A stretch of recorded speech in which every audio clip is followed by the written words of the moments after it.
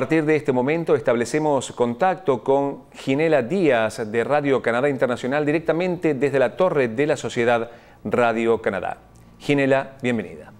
Gracias, Leonardo. En nombre del equipo latinoamericano de Radio Canadá Internacional les doy la bienvenida a este espacio noticioso.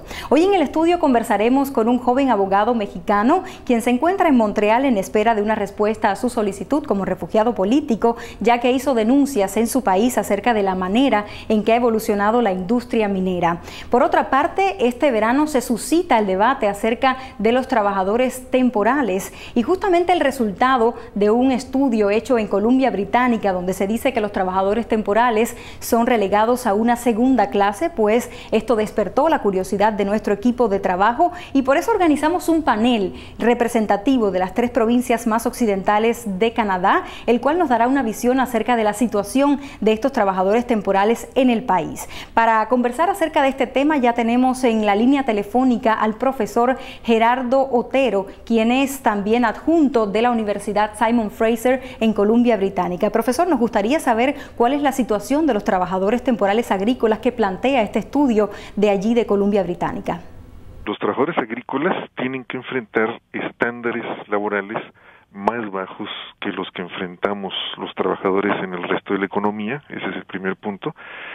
Y el segundo es de que aún con esos bajos estándares, el nivel de implementación o de vigilancia de que se cumplan esos estándares es casi inexistente, o por lo menos ha bajado mucho, ¿no? De tal manera que los patrones pues pueden hacer lo que les venga en gana, ¿no? Y sin que nadie los vigile. Lo que no quita que hay algunos patrones que son buenos patrones, tratan bien a sus trabajadores, etcétera, pero desgraciadamente hay muchos que no. También vía telefónica tenemos a José Alberto González, voluntario del Grupo de Apoyo a Nuevos Inmigrantes de la Iglesia Guadalupe en Edmonton, Alberta, quien alega que esta situación observada en Columbia Británica se repite en la provincia de Alberta. Según él, Alberta recibe un mayor número de trabajadores temporales en el sector de la construcción y en el de los servicios, no tanto en el de la agricultura. Señor González, nos gustaría conocer algún caso en específico en el que haya habido alguna violación con respecto a estos trabajadores temporales. El más crítico que yo le podría decir fue uno de una granja que sucedió más o menos como a 1 hora de la ciudad de Edmonton. Ahí habían 18 trabajadores mexicanos que supuestamente venían con el trabajo agrícola y los vinieron a poner a cuidar ganado. Ellos recibían instrucciones en inglés que muchas veces no entendían y varios de ellos sufrieron accidentes con el ganado y no recibieron la atención médica. Por otro lado, ellos se quejaban de que en cuanto llegaron les quitaron sus pasaportes, sus documentos de viaje, cosa que es ilegal. Después nos dijeron que los habían puesto en un tráiler 18 trabajadores en donde solo había un baño.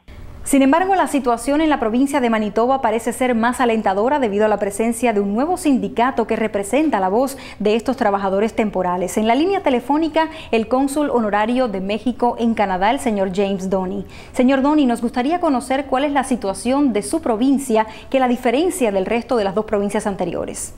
Yo podría decir que es muy buena. Comencé a involucrarme en este tema en 1979, cuando era ministro de Agricultura. En esa época aumentamos el número de trabajadores mexicanos que venían a Manitoba. Nuestra relación con estos trabajadores durante estos más de 30 años es muy, pero muy buena. Aquí tenemos excelentes condiciones de trabajo. Para Manitoba sería muy difícil cultivar sus vegetales y verduras sin la presencia de esta mano de obra. Necesitamos a esos trabajadores, les pagamos bien y estamos contentos de que muchos trabajadores agrícolas temporales hayan escogido venir a trabajar en esta región durante los últimos 30 años.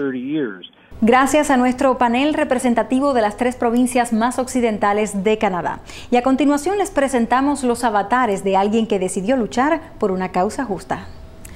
El Frente Amplio Opositor se consolida en el año 2003 para dar a conocer las implicaciones medioambientales de la compañía mexicana minera San Javier, la cual es subsidiaria 100% de la canadiense Metallica Resources Inc. Nuestro invitado de la tarde, Enrique Rivera, es miembro de este organismo no gubernamental. Él se encuentra en Montreal tras haber hecho una solicitud de refugio político en esta ciudad. Señor Rivera, ¿bajo qué circunstancias usted hace esta solicitud en Montreal? Yo tuve que salir de México el 24 de mayo del 2007 porque a partir de mi participación activa y decidida de denuncia y de apoyo jurídico hacia la causa de los habitantes del Cerro de San Pedro, municipio que está siendo destruido desde 1995 por la empresa canadiense Metallica Resources Incorporation, que es una minera que utiliza el sistema conocido como tajo a cielo abierto de lixiviación a montones, que significa volar montañas enteras con cantidades exorbitantes de explosivos y mezclar estas rocas con ácido cianhídrico, que se crea utilizando agua potable de la zona, mezclándola con toneladas también inconmensurables de cianuro. En el caso del Valle de San Luis Potosí, donde está enclavado Cerro de San Pedro, este impacto ambiental va a afectar la vida de más de 1,5 millones de personas, ya que el agua que utiliza este valle será contaminada con cianuro en un proyecto que ellos dicen durará 9 años.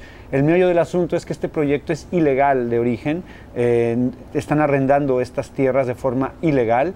El Poder Judicial de nuestro país desde el año 2004 le retiró todos los permisos que indebidamente le proporcionó desde el 99 el gobierno mexicano. Y bueno, esta empresa debió haber salido de la zona al menos desde el 2004. La empresa continúa trabajando en este momento y lo hace en un total contubernio que existe con el gobierno de México y el gobierno de San Luis Potosí. Y esto me trajo a mí como consecuencia una persecución policíaca día y noche en mi provincia, en mi ciudad. Yo ya no podía seguir viviendo en San Luis Potosí, sin embargo, continué con mis actividades normales, cuando un día fui atacado físicamente por empleados paramilitares de esta compañía transnacional canadiense, y bueno, esto fue el 4 de abril del 2006.